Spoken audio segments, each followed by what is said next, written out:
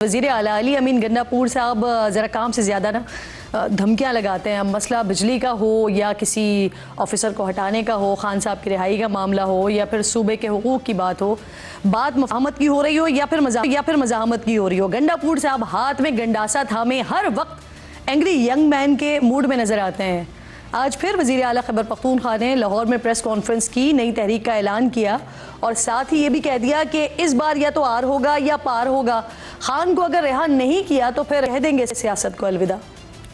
कल 90 दिन की एक अनाउंसमेंट की, क्योंकि इमरान खान साहब हमेशा तब्दीली के हवाले से 90 दिन का कहा करते थे। 90 दिनों में हम अपनी पीक उठा के हम आर या पार करेंगे, या फिर हम रहें या ना रहें। ऐसी सियासत से बेहतर हम सियासत ही ना करें। 90 दिन में अब हमने फैसला करना है कि यार इस मुल्क में क्या सियासत करनी भी चाहिए।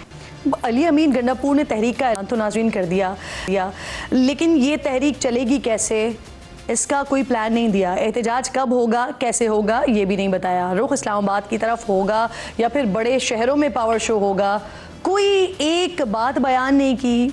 और तो और ये इतनी इंपॉर्टेंट प्रेस कॉन्फ्रेंस थी ना, तो इस प्रेस कॉन्फ्रेंस में पार्टी के जो चेयरमैन हैं यानी बैरिस्टर गौहर साहब, वो कहीं दिखाई नहीं दिए।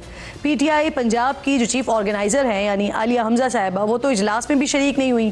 पार्टी सेक्रेटरी जनरल सलमान अकरम राजा साहब से जब इस हवाले से सवाल हुआ तो वो बोले कि आलिया किसी ज़रूरी काम में इसलिए आ नहीं सकी है। आलिया हमजा बीबी के आज और प्रोग्राम थे, मेरी कल उनसे बात हुई। उन्होंने एक अपना प्रोग्राम मुरतब किया हुआ है पूरे पंजाब के, आज वो दौरे पर हैं। मैंने उनसे गुजारिश ज़रूर की थी कि अगर हो सके तो वो आएँ, लेकिन वो अहम कामों में मशगूल हैं। ऐसा नहीं है कि वो किसी नाराज़गी की वजह से नहीं आएंगे, उनको बुलाया नहीं गया। उनका पहले से एक मुरतब प्रोग्राम था, उसके तहत वो आज काम कर रही हैं। और जब ये प्रेस कॉन्फ्रेंस ख़त्म हुई है तो इसके फौरी बाद बड़ा इंटरेस्टिंग पोस्ट एक्स पर आलिया हमजा ने दागा है और वो लिख रही हैं कि मुझ तक पहुंचने वाली कुछ इत्तलात के मुताबिक मैं पिछले 2 दिन से बहुत ज़्यादा मसरूफ़ थी, ऐसी मसरूफियात जिनका शायद मुझे भी इल्म नहीं था। तो क्या कोई इस पर रोशनी डालेगा? लगे हाथों उन्होंने अपनी पार्टी क़यादत से कुछ सवालात भी कर लिए हैं। उन्होंने पूछा है पहला सवाल कि खान साहब की रिहाई के लिए किस लाए हमल का ऐलान हुआ है। दूसरा सवाल उन्होंने किया है कि 5 अगस्त के मुकाबले में 90 रोज़ का प्लान कहाँ से आ गया। अब अगर पंजाब के चीफ ऑर्गेनाइजर्स ही इन तमाम चीज़ों से अनजान है तो फिर कारकुनान का क्या होगा?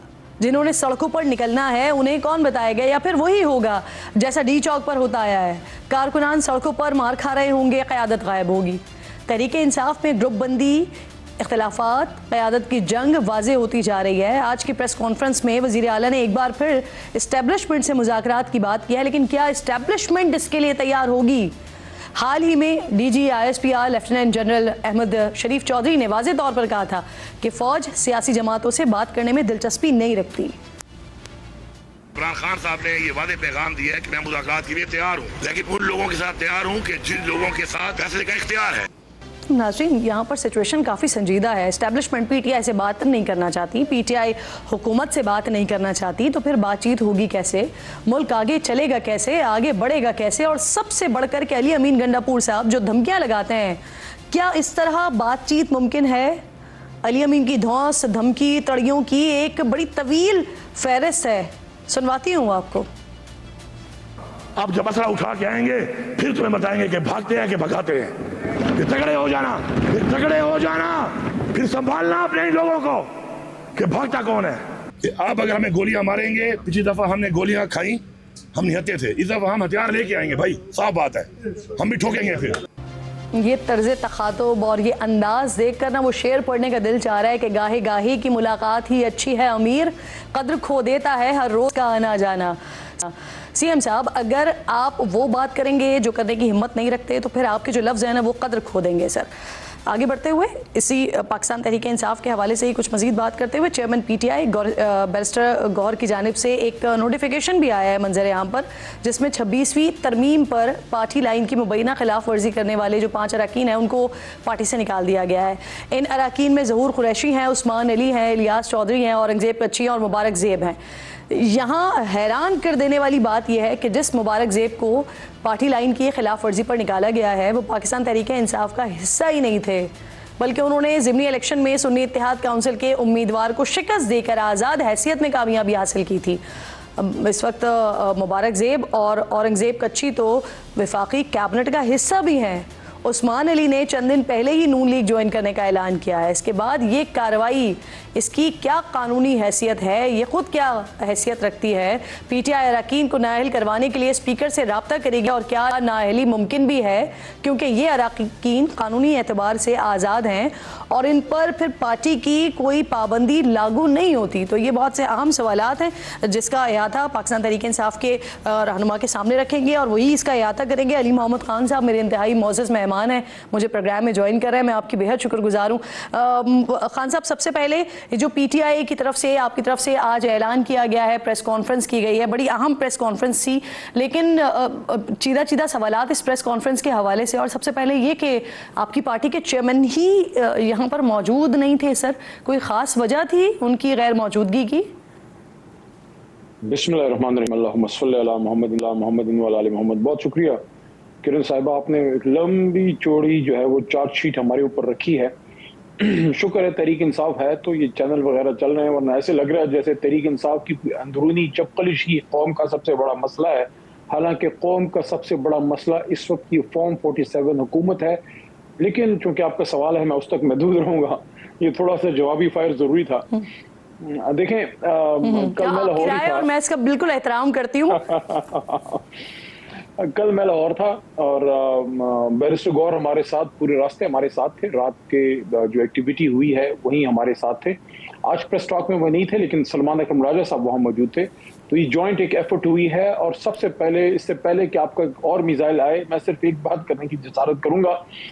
2 साल बाद मुझे लाहौर जाने का मौका मिला। उनके पहले मैं गिरफ्तारी थी, उसके बाद खान साहब की अभी तक कसीरी चल रही है, तो 2 साल बाद मैं गया हूँ और मैंने लाहौर में कारकुनान का वो जज्बा भी देखा है। सब कुछ है, लेकिन बहुत फस्तायत है, लोगों को सांस नहीं लेने दी जा रही। मैं समझता हूँ इस फस्ताई माहौल में पार्लियामेंटेरियंस, खासकर अली अमीन खान ने जो स्टेप लिया है, और मैं अप्रिशिएट करूंगा पंजाब की लीडरशिप, बिलखुसूस जो हमारे अपोजिशन लीडर हैं, अहमद बच्चर साहब जो अपनी तमाम स्ट्रेंथ के साथ वहां मौजूद थे, सलमान अकरम राजा जनरल सेक्रेटरी। तो पंजाब की क़यादत को मुबारकबाद कि बड़े अरसे बाद लाहौर में बड़ी एक्टिविटी हुई है। और मत भूलें, आपको शायद इल्म ना हो, आप शायद कराची से प्रोग्राम कर रही हैं, ये प्रोग्राम हमारा जो कल की एक्टिविटी हुई, जी हम जो कल की एक्टिविटी हुई है, ये जाती उम्रा के मियाँ साहब के, मरियम बीबी के बिल्कुल अड़ोस पड़ोस में हुई है। शायद आवाज भी उधर जारी हो। बड़ी एक्टिविटी है। अली अमीन खान आपको मुबारक हो, अहमद बच्चर साहब, पंजाब की लीडरशिप और तमाम पार्लियामेंटेरियंस, गौर साहब और राजा साहब, सबको मुबारक जी। अच्छा अली भाई, इससे पहले कि मैं ज़रा पार्टी के मामलात के हवाले से और आप लोगों के डिसीजंस के हवाले से बात करूं, आपकी बात कर लेती हूं। ये आपने बताया ना 2 साल बाद खैबर पख्तूनख्वा से निकल के आप पंजाब गए, तो और लाहौर में ये बड़ी अहम मीटिंग हुई, तो कैसा लगा आपको वहाँ पर इंफ्रास्ट्रक्चर, वहाँ की सड़कें, वहाँ की गलियाँ, क्या तासुरात थे आपके? बस एक कश्ती साथ ले जाना भूल गया था, वरना कश्ती साथ होती तो बड़ा सहूलियत रहती, क्योंकि आधा लाहौर तो इस वक्त शहर वीनस का नज़ारा दे रहा है। आप लोग उसमें से तैरते हुए गए? नहीं, अल्लाह ने करम किया, थोड़ा बचा के गए। लेकिन आप भी कभी आइएगा, लेकिन आपको भी आने की जरूरत इसलिए नहीं है कि पिछले 15-20 साल से जो पीपल्स पार्टी ने कराची के साथ कर दिया है, मुझे लगता है आपकी लाइफ जैकेट और बोट्स तो ऑलरेडी तैयार होगी, क्योंकि कराची में भी कोई लाहौर से ज्यादा बेहतर हालात नहीं है। एक समंदर कराची के साहिल पे है और दूसरा समंदर कराची के अंदर। जब थोड़ी सी बारिश होती है तो फिर बहुत सा पानी आ जाता है।